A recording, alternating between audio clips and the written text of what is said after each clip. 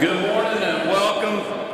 Honored to be with you all today, and just want to thank everybody for joining us. It's great to see you. We've enjoyed your time away since session ended. I'm also honored to be with our great First Lady, Marty Kemp.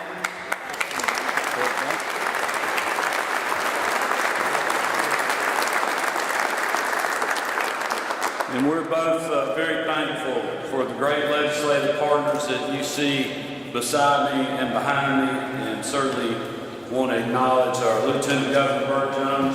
Thank you very much for your work this session. Lieutenant Governor, Chairman Matt Hatchett, the House Appropriations Chairman, Chairman Hatchett has done a lot of great work with this budget, and certainly want to thank all the members of the General Assembly that you see behind us and those that are not with us today. But we just appreciate the bipartisan support that overwhelmingly voted for this common sense and proud to say balanced budget. Also want to thank Speaker John Burns and Chairman Blake Tillery.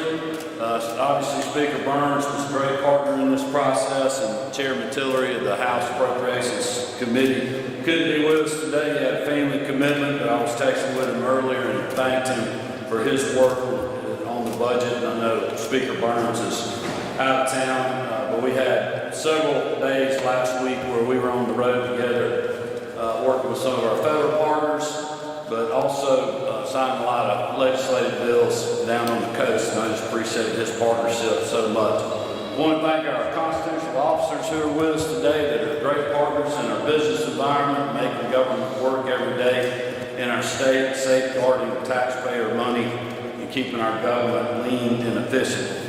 I also want to thank all the agency heads that are with us that have just done an incredible job being good stewards of the resources that the General Assembly is appropriating.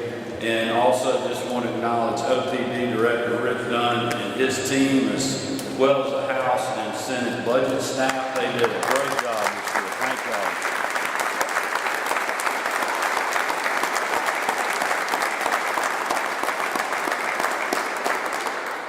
The budget that we will sign represents our state's priorities and is a direct result of all these individuals' hard work and certainly dedication.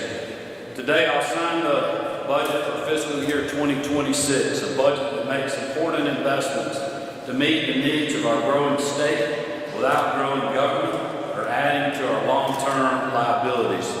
It represents an impact across so many different areas of our state, including investments in education, public safety, healthcare, infrastructure, and much, much more.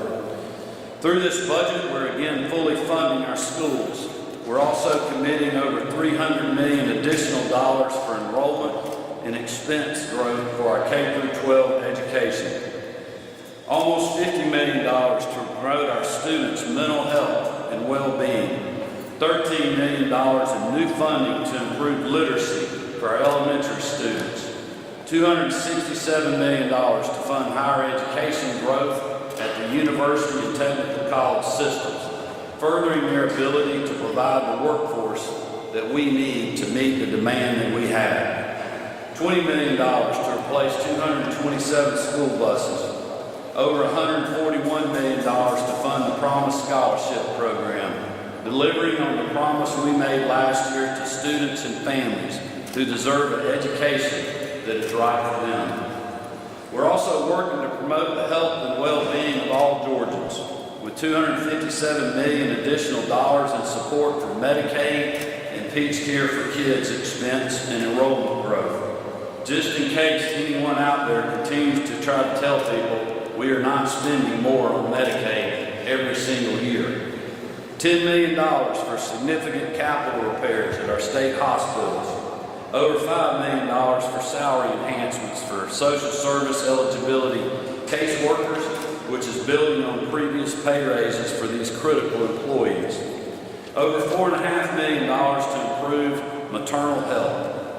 In fiscal year 2026, we're also building on our past work to make Georgia safer, to keep our communities and businesses secure, and to take criminals off the streets.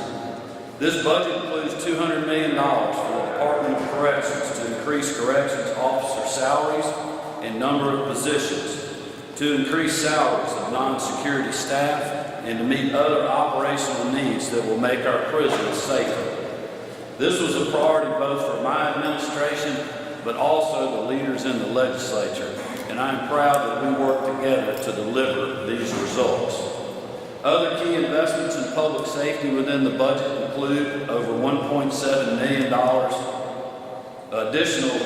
$1.7 million for additional positions in technology at the GBI crime labs across the state, over $1 million for 2 crime scene technical leaders and 3 digital forensic investigators, $1 million for a gang case management system and gang enforcement efforts statewide, over $268,000 for Attorney General Chris Carr to expand the gang prosecution unit in the Savannah region, and over $748,000 to expand the human trafficking prosecution unit to the Macon and Augusta regions, and over $421,000 to improve operations of the 24/7 hotline to report human trafficking and serve victims through the CJCC, a measure that was championed by our First Lady, Marty Kemp.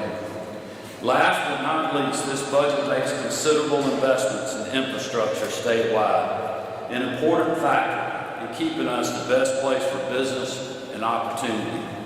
With $290 million in additional funding going toward transportation projects and $715 million going to capital projects, including some for K-12 schools, we are using funds we have had from years of growth to build stronger communities and encourage further investments and success. I am especially proud we're doing so for the 2nd straight year with cash, meaning 2 straight years that we have not added any new debt. That brings our state's debt service to revenue ratio to the lowest in state history.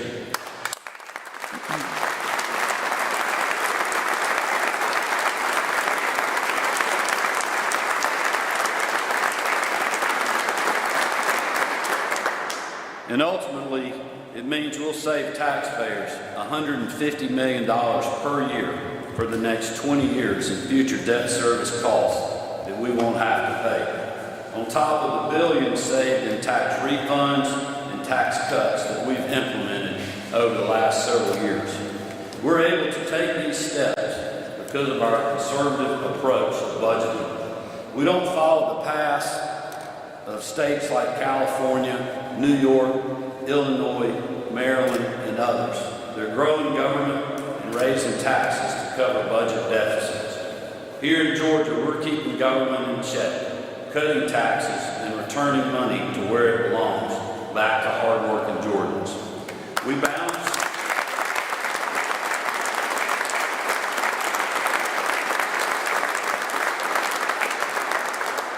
balance our budgets and encourage economic growth statewide without growing government. That's thanks to this team that you see up here that is committed to being good stewards of what Georgians have entrusted us with.